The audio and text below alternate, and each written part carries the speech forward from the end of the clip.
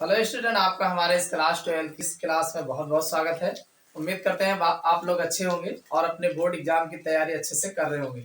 देखो बच्चों, आज के इस लेक्चर्स में जो आपका फिजिक्स का 5वां चैप्टर बनता है चुंबकत्व एवं द्रव्य, तो चुंबकत्व एवं द्रव्य में आज एक ऐसे टॉपिक को लेके आए हैं जो आपके बोर्ड एग्जाम में ये कई तरीके से क्वेश्चन पूछा गया है। काफी ज्यादा इंपॉर्टेंट है, ये 5 नंबर में और कम नंबर में भी पूछा जाता है। आज का हमारा जो मोस्ट इम्पोर्टेंट टॉपिक है अनचुंबकीय, प्रतिचुंबकीय और लौह चुंबकीय पदार्थ जो होते हैं इनके बारे में हम डिटेल से बताएंगे। साथ में इनके प्रमुख गुणों की व्याख्या भी करेंगे और आप इनमें अंतर अगर आपसे एग्जाम में पूछा जाए तब भी आप लिख करके बता ले जाओगे। तो आप लोग वीडियो के अंत तक बने रहिएगा। प्रतिचुंबकीय, लौह चुंबकीय और अनचुंबकीय पदार्थों के बारे में हम अच्छे से इसको एक्सप्लेन करने वाले हैं। आपके बोर्ड एग्जाम में ये 5 नंबर में कई बार पूछा गया है। 5 नंबर के अलावा ये जो है 2 नंबर 3 नंबर में भी आपके बोर्ड एग्जाम में पूछा गया है। तो चलिए आज की क्लास शुरुआत करते हैं और देखते हैं कि प्रतिचुंबकीय, अनचुंबकीय और लौह चुंबकीय पदार्थ होते क्या हैं और इनकी व्याख्या को भी हम स्पष्ट करेंगे। देखो बच्चों, अगर हम बात करें प्रतिचुंबकीय, लौह चुंबकीय और अनचुंबकीय पदार्थों की जो व्याख्या है और साथ में ये होते क्या है, इनको हम अच्छे से जानेंगे। सबसे पहले बात करेंगे कि हमारा जो प्रतिचुंबकीय पदार्थ है ये क्या होते हैं।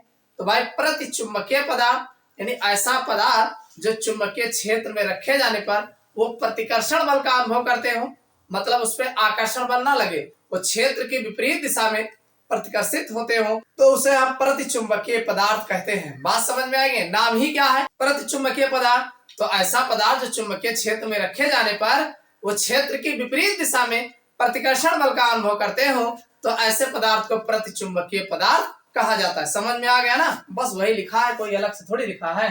कुछ पदार्थ चुंबकीय क्षेत्र में रखे जाने पर क्षेत्र की विपरीत दिशा में हल्का सा चुंबकित हो जाते हैं, यानी क्षेत्र के विपरीत दिशा में प्रतिकर्षण बल का अनुभव करते हैं या हल्का सा चुंबकित हो जाते हैं। क्षेत्र की दिशा में नहीं, विपरीत दिशा में।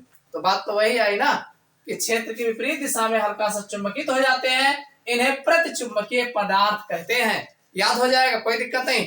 तथा इनके इस गुण को प्रतिचुंबकत्व कहते हैं, यानी ये क्षेत्र की विपरीत दिशा में हल्का सा चुंबकित होते हैं, तो उनके इस गुण को जो है प्रतिचुंबकत्व कहा जाता है। समझ में आई बात? अब आगे कहा गया, अब उदाहरण कौन कौन से हैं, तो कुछ उदाहरण हमारे सामने है, जैसे बिस्मथ है, एंटीमनी है, सोना, पानी, ये सोना अलग है भाई, ये पानी, अल्कोहल, जस्ता, तांबा, चांदी, हीरा, नमक आदि। यानी इस तरीके के जो पदार्थ होते हैं ये चुंबकीय क्षेत्र के विपरीत दिशा में जो है चुंबकित होते हैं। तो आदि प्रतिचुंबकीय पदार्थ है। ये सब कौन है? ये सब प्रतिचुंबकीय पदार्थ है। अब अगर इसके चुंबकीय गुणों की व्याख्या की बात करें, काहे को ऐसा कर रहे हैं, तो ध्यान समझिएगा भाई। प्रतिचुंबकत्व का गुण जो होता है प्रायः उन पदार्थों के अणुओं अथवा परमाणुओं में पाया जाता है। भाई, जो प्रतिचुंबकीय गुण जो प्रदर्शित कर रहे हैं ये अक्सर उन पदार्थ के अणुओं या परमाणु, देखो परमाणु जो होते हैं आपस में मिलकर अणु बनाते हैं, तो चाहे अणु में मिले चाहे परमाणु में मिले, अणुओं अथवा परमाणुओं में पाया जाता है। किन पदार्थों की, पहले ये तो जानो, उन पदार्थ। तो कह रहे हैं कि उन पदार्थों के अणुओं अथवा परमाणुओं में पाया जाता है जिनमें इलेक्ट्रॉनों की संख्या सम होती है, यानी जो इलेक्ट्रॉन की व्यवस्था होती है सम होती है। सम का मतलब 2-2 इलेक्ट्रॉन रहते हैं, ठीक है, सम होती है, तथा 2 इलेक्ट्रॉन मिलकर युग्म बना लेते हैं, यानी 2-2 इलेक्ट्रॉन आपस में मिलकर के युग्म बना लेते हैं, तथा प्रत्येक युग्म में इलेक्ट्रॉनों की चक्रण की दिशा विपरीत होती है।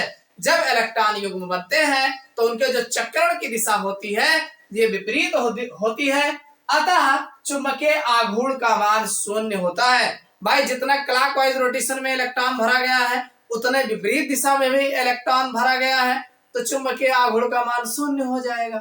समझ में आ गई? शून्य होता है। ऐसे पदार्थों किसी बाह्य चुंबकीय क्षेत्र में रखे जाने पर क्षेत्र की विपरीत दिशा में चुंबकित होते हैं, यानी जब चुंबकीय आघूर्ण का मान शून्य होता है, इलेक्ट्रॉन क्लॉकवाइज एंटी क्लॉकवाइज दोनों विपरीत दिशा में युग्मित होते हैं, तो उनको आप किसी अगर चुंबकीय क्षेत्र में रखते हैं तो क्षेत्र की विपरीत दिशा में जो है चुंबकित होते हैं। अगर आप मान लीजिए ताप बढ़ाते हैं तो इनके चुंबकत्व पर किसी भी प्रकार का जो है परिवर्तन नहीं होता। वही कहा गया, ताप बदलने पर इनके चुंबकीय गुण में कोई परिवर्तन नहीं होता। अब बात यह आई कि कैसे क्या होता है। जैसे हमारे पास मान लीजिए हमारे पास एक जड़न है, जिंक है, और जिंक का जैसे 3D10 है, मान लीजिए डी में 10 इलेक्ट्रॉन है। अब आप इसका इलेक्ट्रॉनिक विन्यास करते 1 2 3 4 5, 5 कक्ष है। इसमें इलेक्ट्रॉन जब भरेंगे 1 2 3 4 5 6 7 8 9 10, यानी अगर आप गौर से देखेंगे तो सब में दो दो इलेक्ट्रॉन आपको देखने को मिलेंगे। तो जब दो दो इलेक्ट्रॉन सब में होंगे तो ये युग्म बना लेते हैं, पेयर बना लेते हैं। और सभी कक्षों में जब इलेक्ट्रॉन भरे होते हैं, और देख लीजिए सब में ऊपर की ओर भी इलेक्ट्रॉन है और नीचे की ओर भी इलेक्ट्रॉन है। तो इस तरीके से, और दो इलेक्ट्रॉन है हर कक्ष में, तो इसे युग्म बोलते हैं, जोड़ा बोलते हैं। हर कक्ष में दो इलेक्ट्रॉन है और दोनों की दिशाएं जो है एक दूसरे के विपरीत होती है, तो इसी को कहा जाता है युग्मित है। और इनके चक्रण की दिशा जो है विपरीत होती है। तो ऐसे इलेक्ट्रॉन, ऐसे तत्व जिनमें इलेक्ट्रॉन युग्मित होते हैं और इनके चक्र एक युग्म में दो इलेक्ट्रॉन होता है और दोनों इलेक्ट्रॉनों की दिशाएं जो होती हैं एक दूसरे के विपरीत होती हैं, अतः इनके चुंबकीय आघूर्ण का मान शून्य होता है। तो ऐसे पदार्थ जो होते हैं, परमाणु होते हैं, जो अणु होते हैं, ये प्रतिचुंबकीय गुण प्रदर्शित करते हैं। समझ में आ गया ना? प्रतिचुंबकीय पदार्थ क्या होते हैं और उनके क्या गुण हैं। अगला जो आपका है अर्धचुंबकीय पदार्थ, इनको भी समझ लेते हैं। देखो बच्चों, अगर हम बात करें, दूसरा हमारा है अर्धचुंबकीय पदार्थ, यानी इससे पहले हमने प्रतिचुंबकीय पदार्थ को देखा, अब हम अर्धचुंबकीय पदार्थ की बात करेंगे। तो अर्धचुंबकीय पदार्थ किसे कहते हैं? भाई वह पदार्थ जिसको चुंबकीय क्षेत्र में रखे जाने पर वो थोड़ा से आकर्षण बल का अनुभव करता है, यानी चुंबकीय क्षेत्र की दिशा में जो है चुंबकित हो जाता है, हल्का सा चुंबकित होता है, यानी वो आकर्षण बल का अनुभव करता है। ऐसे पदार्थ को अर्धचुंबकीय पदार्थ कहा जाता है। समझ में आई बात की नहीं? नहीं समझ में आया? वही तो लिखा है भाई, कुछ पदार्थ चुंबकीय क्षेत्र में रखे जाने पर क्षेत्र की दिशा में हल्का सा चुंबकित हो जाते हैं। यानी चुंबकीय क्षेत्र में जब आप रखते हो, बहुत पदार्थ ऐसे होते हैं जब रखा जाता है चुंबकीय क्षेत्र में तो चुंबक की दिशा की ओर जो है वो हल्का सा चुंबकित हो जाते हैं, अतः इन्हें अर्धचुंबकीय पदार्थ कहा जाता है। यानी जो चुंबक की क्षेत्र की दिशा की ओर हल्का सा चुंबकित होते हैं उन्हें अर्धचुंबकीय पदार्थ कहा जाता है, तथा इनके इस गुण को अर्धचुंबकत्व कहते हैं। भाई क्षेत्र की दिशा में चुंबकित हो रहे हैं तो उनके इस गुण को अर्धचुंबकत्व कहा जाता है। जैसे कौन है? प्लेटिनम है, एल्यूमिनियम है, सोडियम है, क्रोमियम है, मैग्नीज है, कॉपर सल्फेट है आदि, ये सब जो है अर्धचुंबकीय पदार्थ जो है बोले जाते हैं। समझ में आया अर्धचुंबकीय पदार्थ क्या है? अब इनका रीजन क्या है, चलिए इनकी व्याख्या भी देख लेते हैं। तो व्याख्या में क्या है कि अर्धचुंबकत्व का गुण उन पदार्थों में पाया जाता है। किन में पाया जाता है भाई? अर्धचुंबकत्व का गुण उन पदार्थों में पाया जाता है जिनके परमाणु या अणुओं में अयुग्मित इलेक्ट्रॉन होते हैं। भाई जिनके परमाणु या अणुओं में, किनमें? जिनके परमाणु या अणुओं में जो है अयुग्मित इलेक्ट्रॉन होते हैं। अयुग्मित इलेक्ट्रॉन का मतलब हुआ कि जिनमें जोड़ा ना बनता हो। जैसे मान लो हमारे पास 3D7 है, डी के 5 चेंबर होते हैं, 1 2 3 4 5। अब इसमें इलेक्ट्रॉन 1 2 3 4 5 6 7, आप देख रहे हैं ये 3 में जो है अयुग्मित इलेक्ट्रॉन है। एक इलेक्ट्रॉन तो है, कहाँ जोड़ा बना? तो जिनमें जोड़ा ना बनता हो, अयुग्मित इलेक्ट्रॉन पाए जाते हो, तो ऐसे पदार्थ जो है अर्धचुंबकत्व का गुण प्रदर्शित करते हैं। वही लिखा गया है, अयुग्मित इलेक्ट्रॉन होते हैं तथा इनके चक्रण की दिशा एक ही होती है। आप देख रहे हो ये एक ही अलग की तो हो है, एक ही दिशा में तो इलेक्ट्रॉन भरे गए हैं और आगे दो दिशा में भरा गया, तो आगे से नहीं, मतलब अगर एक भी अयुग्मित इलेक्ट्रॉन है, एक दिशा वाला इलेक्ट्रॉन भरा गया है चेंबर में, तो पक्का है वो अनुचुंबकीय पदार्थ होगा वो। ठीक है, तो वही कहा गया, अतः इनमें चुंबकीय आघूर्ण पाया जाता है। भाई विपरीत दिशा में है ये नहीं, बराबर कर दे तो जाहिर सी बात है चुंबकीय आघूर्ण का मान कुछ ना कुछ मिलता है। और वह दंड चुंबक की भांति व्यवहार करता है। भाई जिसमें अयुग्मित इलेक्ट्रॉन पाया जाएगा तो उनमें चुंबकीय गुण पाया जाएगा और वो एक दंड चुंबक की भांति जो है कार्य करता है, जिन्हें परमाणुवीय चुंबक कहा जाता है। यानी ऐसे तत्वों को जो है परमाणुवीय चुंबक बोला जाता है। परंतु किसी बाह्य चुंबकीय क्षेत्र की अनुपस्थिति में ये चुंबकीय प्रभाव प्रदर्शित नहीं करते। एक खास बात इनकी ये है कि चुंबकीय क्षेत्र में तो चुंबक की भांति काम करते हैं, लेकिन अगर क्षेत्र हटा दिया जाए चुंबकीय क्षेत्र तो वहां पर यह चुंबक की भांति काम नहीं करते हैं, यानी ये चुंबकीय प्रभाव प्रदर्शित नहीं करते हैं। ऐसे पदार्थों का ताप घटाने पर चुंबकन बढ़ जाता है, यानी जो इस तरीके के पदार्थ होते हैं जो अनचुंबकीय गुण प्रदर्शित करते हैं, अगर इनका ताप घटाया जाता है तो इनके अनचुंबकत्व का गुण जो है बढ़ जाता है। समझ में आई बात? तो ये तो तुम्हारा था अनचुंबकीय पदार्थ होते क्या है और इनकी व्याख्या क्या है।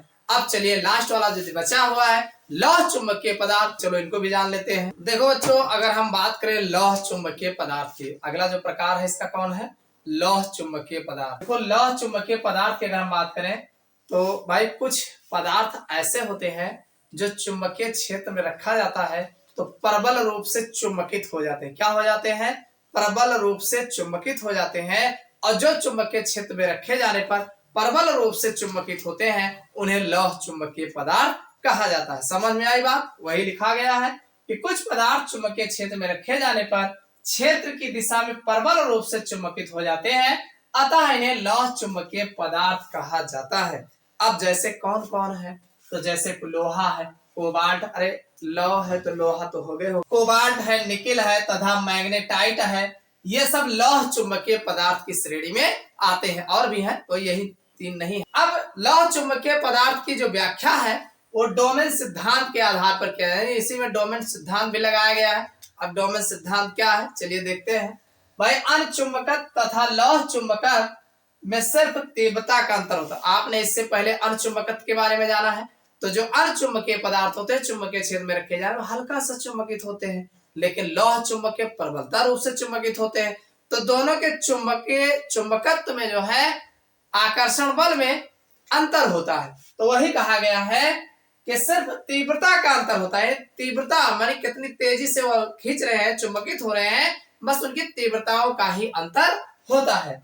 तो वास्तव में लौह चुंबकीय पदार्थ ऐसे अनचुंबकीय पदार्थ होते हैं, यानी जो लौह चुंबकीय पदार्थ होता है ऐसा अनचुंबकीय पदार्थ होता है जिनका चुंबकीय क्षेत्र में चुंबकन अत्यंत तीव्र होता है। यानी चुंबकीय क्षेत्र में जब रखे जाते हैं तो इनका चुंबकन जो है बहुत तेज होता है और एक अस्थायी चुंबकीय आघूर्ण रखता है।